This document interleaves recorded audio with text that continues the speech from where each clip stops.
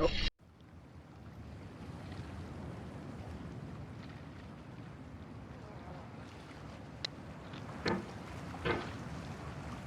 Whoop. Whoop. Whoop.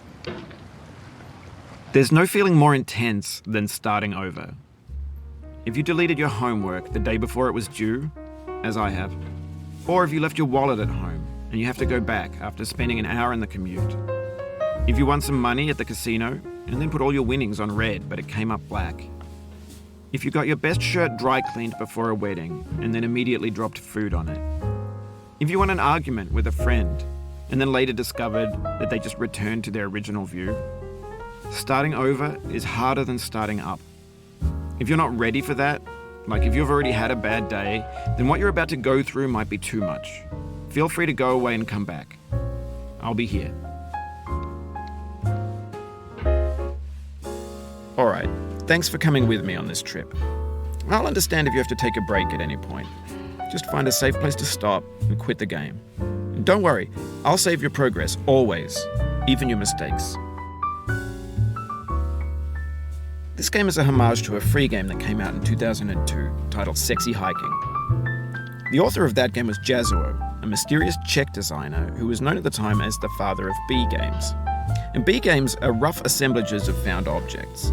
Designers slap them together very quickly and freely, and they're often too rough and unfriendly to gain much of a following. They're built more for the joy of building them than as polished products.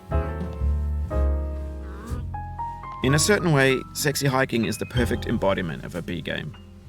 It's built almost entirely out of found and recycled parts, and it's one of the most unusual and unfriendly games of its time. In it, your task is simply to drag yourself up a mountain with a hammer. And that act of climbing, in the digital world or in real life, has certain essential properties that give the game its flavor. No amount of forward progress is guaranteed. Some cliffs are too sheer or too slippery. And the player is constantly, unremittingly in danger of falling and losing everything. Anyway, when you start Sexy Hiking, you're standing next to this dead tree that blocks the way to the entire rest of the game. It might take you an hour to get over that tree, and a lot of people never got past it. You prod and you poke at it, exploring the limits of your reach and your strength, trying to find a way up and over. And there's a sense of truth in that lack of compromise. Most obstacles in video game worlds are fake. You can be completely confident in your ability to get through them once you have the correct method or the correct equipment or just by spending enough time. In that sense, every pixelated obstacle in Sexy Hiking is real. The obstacles in Sexy Hiking are unyielding, and that makes the game uniquely frustrating. But I'm not sure Jazuo intended to make a frustrating game.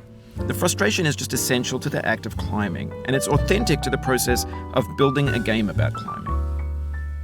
A funny thing happened to me as I was building this mountain. I'd have an idea for a new obstacle, and I'd build it, test it, and it would usually turn out to be unreasonably hard. But I couldn't bring myself to make it easier.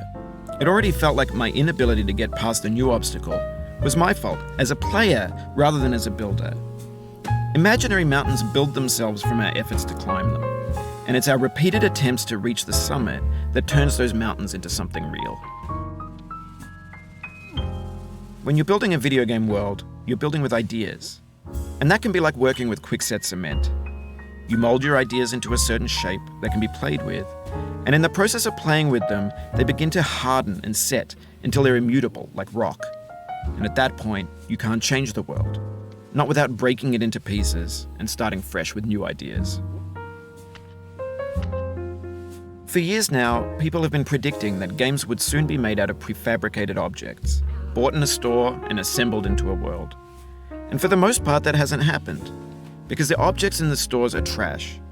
I don't mean they look bad or that they're badly made, although a lot of them are. I mean they're trash in the way that food becomes trash as soon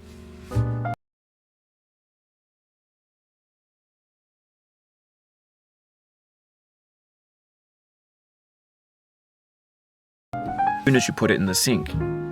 Things are made to be consumed and used in a certain context, and once the moment is gone, they transform into garbage. In the context of technology, those moments pass by in seconds. over time, we've poured more and more refuse into this vast digital landfill that we call the internet. It now vastly outnumbers and outweighs the things that are fresh and untainted and unused. When everything around us is cultural trash, trash becomes the new medium, the lingua franca of the digital age. And you can build culture out of trash. But only trash culture. Be games, be movies, be music, be philosophy. Maybe this is what digital culture is. A monstrous mountain of trash, the ash heap of creativity's fountain. A landfill with everything we ever thought of in it. Grand, infinite, and unsorted. There's 3D models of breakfast, Gen X's fanfic novels, Scan magazines, green screen Shia LaBeouf, banned snuff scenes on LiveLeak. Facebook's got lifelike bots with unbranded adverts and candid shots of Kanye and Taylor Swift mashups, car crash epic failed GIFs, Russian dashcam vids, discussions of McRibs, discarded, forgotten, unrecycled, muddled, rotten, untitled. Everything's fresh for about 6 seconds, until some newer thing beckons and we hit refresh. And there's years of persevering disappearing into the pile, out of style, out of sight. In this context, it's tempting to make friendly content that's gentle, that lets you churn through it but not earn it. Why make something demanding if it just gets piled up in the landfill, filed in with the bland things? When games were new, they wanted a lot from you. Daunting you, taunting you, resetting and delaying you. Players played stoically. Now everyone's turned off by that. They want to burn through it quickly, a quick fix for the fickle, some tricks for the clicks of the feckless. But that's not you, you're an acrobat. You could swallow a baseball bat. Now I know, most likely you're watching this on YouTube or Twitch, while some dude with 10 million views does it for you, like a baby bird being fed chewed up food. That's culture too. But on the off chance that you're playing this, what I'm saying is, trash is disposable, but maybe it doesn't have to be approachable. What's the feeling like? Are you stressed? I guess you don't hate it if you got this far. Feeling frustrated? It's underrated. An orange is sweet, juicy fruit locked inside a bitter peel. That's not how I feel about a challenge. I only want the bitterness. It's coffee. It's grapefruit. It's licorice. It feels like we're closer now, composer and climber, designer and user. You could have refused, but you didn't. There was something in you that was hidden, that chose to continue. It means a lot to me that you've come this far, endured this much. Every wisecrack, every insensitivity, every setback you've forgiven me is a kingly gift that you've given me. We have the same taste, you and I.